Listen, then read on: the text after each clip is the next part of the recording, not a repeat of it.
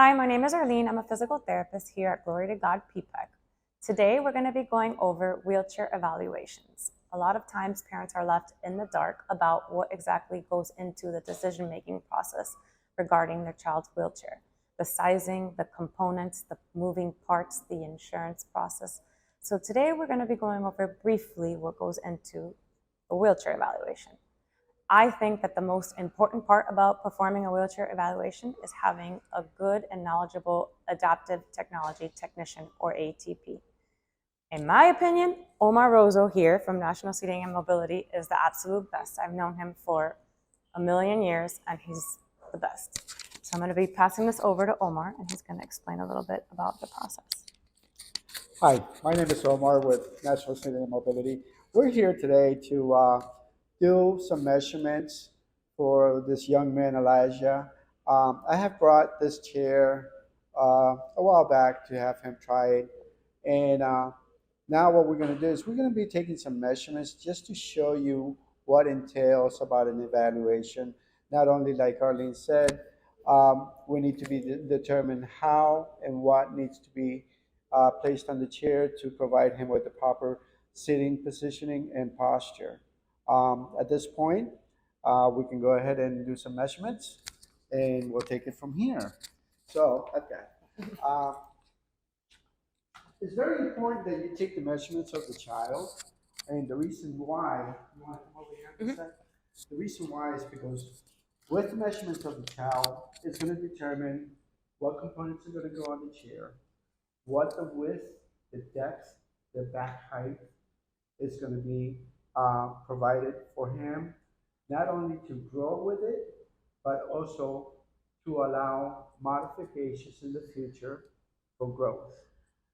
Insurance-wise, normally they provide only a 5-year period, depending on the chair, for it to be used in order for the child to be able to use it for that period of time. So you want to be very careful what you choose on that chair because you're going to be stuck with it for 5 years. So now we're going to show you just the measurement component and then we'll talk about Elijah and this chair and why we ordered it. Okay, the first measurements that we want to do, and it's going to determine most of the actual seating system of this chair. We're going to flip this up. These are the measurements that are very important, which is your seat depth, okay? Then you have your leg length. Now, we want to make sure that when we do the trunk, that the child is positioned all the way back and that he's not leaning unless he has some sort of scoliosis that it doesn't allow him to go into a neutral position. So at this point, we have him pretty much aligned. So what I want to do is I want to take the measurement up to the armpit. From there, the shoulder height, and then the height of his head. The reason why we need these measurements is because that's what's going to determine, especially when we're going to put lateral trunk supports, the headrest, and we also want to make sure that that back height is appropriate to provide him the proper support at the shoulders. Okay? Here with this chair, we don't have what they're called hip or thigh supports. They come either in different pads for the hips or the thigh supports, or you can actually put one single pad that comes all the way from the back to the front. What that does is it's going to provide proper alignment for the hips and posture. This way, if he does have any type of rotation, it'll prevent him from going to extend that rotation more than what he has now. Also, that will maintain him in a proper position while he's utilizing the chair. Especially when you're in the power chair. A power chair, you're going to go through bumps. It's going to have some sort of wiggle on it, and he may come out of that sitting position. The cushion, it also depends on what type of hip posture. Whether he's sacral sitting, then you have to use a different type of cushion that is going to accommodate for him not to be able to slide forward. There's also what they call the abductor pad in the front. That will maintain his hips aligned in a neutral position, and also at the same token, that will prevent him that if he does slide forward, it won't allow him to slide further than what he needs to. This Okay? wheelchair doesn't have these components, but he's just talking about different components that we can add. Again, this is a loaner chair. So 6 different measurements and a lot of different options of what you can add depending on the patient's diagnosis. So Elijah, as you can see, has a lot of tone. But when I met him and I saw that he had a standard chair, even with as much tone as he has, when I realized what a little genius this little boy is, right, Elijah? Even though he's only 9 years old, because we've tried power chairs on older kids and they still can't, you have to have good safety awareness. He's a professional with this. So for his chair that we are ordering, that still hasn't come yet, we are adding different components to allow for optimal posture, alignment, for him to be able to go into the chair and for safety. So Mr. Elijah, we're gonna cut to the first video that we trialed Elijah and his in this power chair that Omar brought to us. So this video was taken about 4 months ago, his first trial. Next, we're gonna show you Elijah using the wheelchair today, and you will see how much he's progressed. So as you see in this video, this is Elijah's first time ever trialing the power chair. You see that Omar has to help him with his right lateral. He's engaging all of his, as you can see, the right arm in extension in order to use the left to control. But he's just starting to learn how to turn. And you see how happy he gets. Here we're going to have him go down a ramp so he learns how to negotiate up and down ramps. And this was all done in a parking lot. So real life situation. And here he goes, he's turning. He loves it. What you got?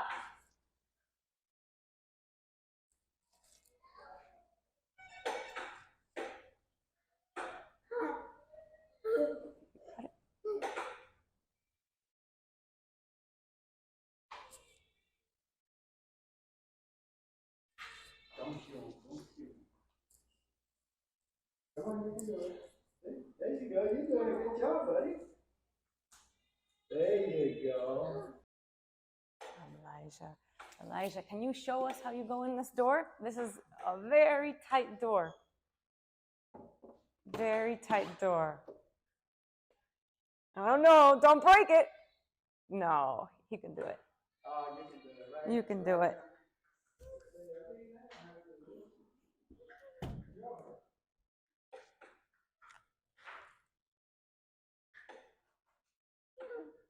Fix your chair, beautiful. By the hair on your chinny chin chin. No, you did beautifully, Elijah. Yay! Okay, turn around. Turn around and say bye to the camera. Say bye, everybody. Or go out, go out. Go back out. Go out.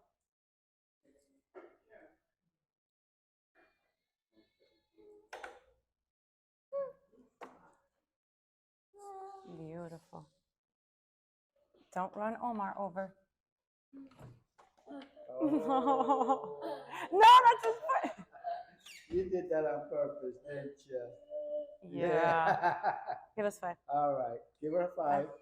Give Omar Give 5. me 5. Say Good bye, job. everybody. Say bye to the camera. Say bye, everybody.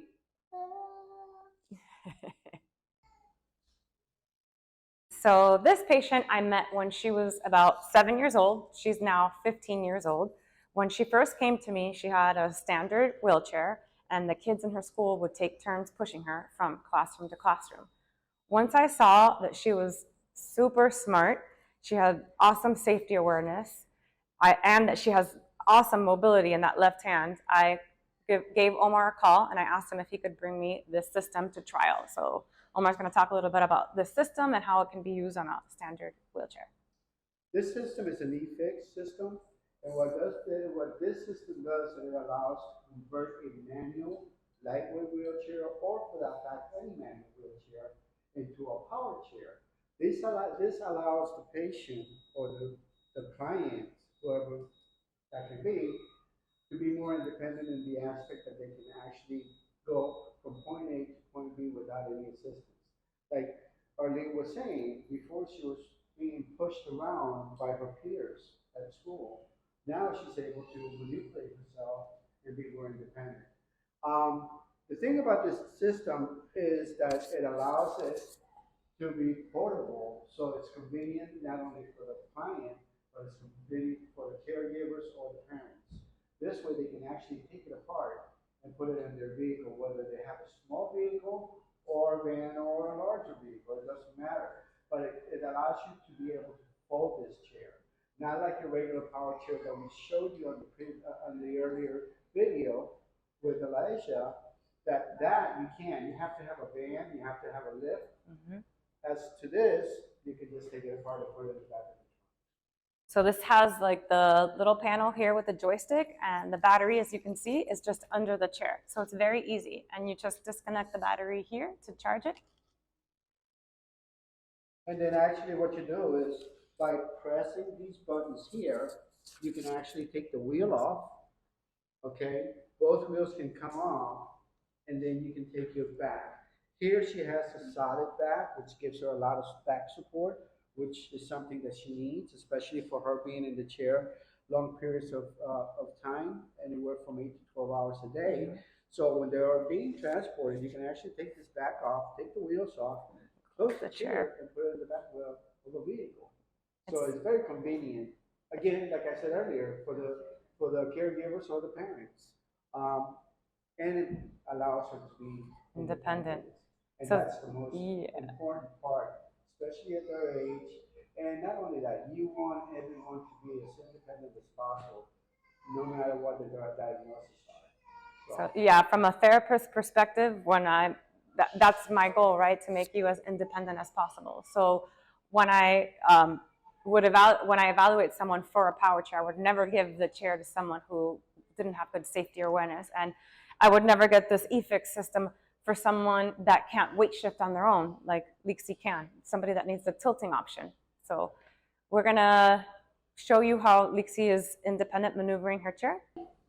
All right, young lady, show us what you got. Pretty much what it's going to show you here is for independence in the chair, being able to just drive it, get around with no type of instructions or anything, and it's showing the independence and the ability of her being independent. As you can see now, she is headed over to the elevator, and okay, young lady, we'll see you later. See you later. And as you can see, she's very independent. Don't need any assistance getting in or out of a elevator or small spaces or any small spaces, and you can see she's on her own.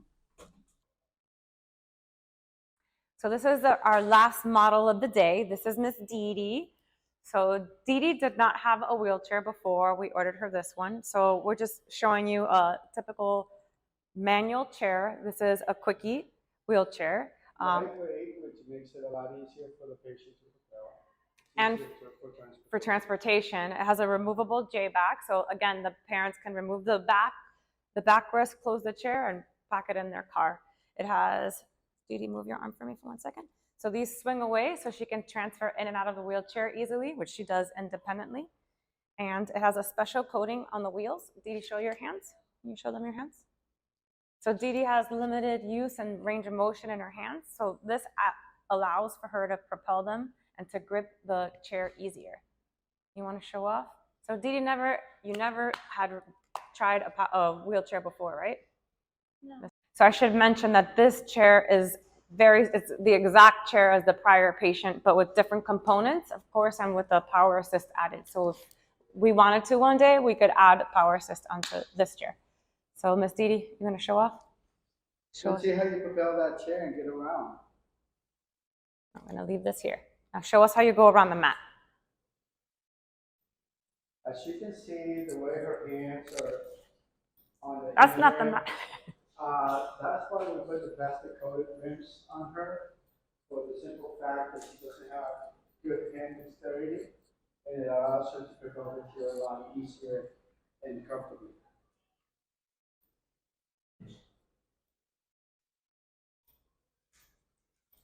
Perfect, Dee Dee.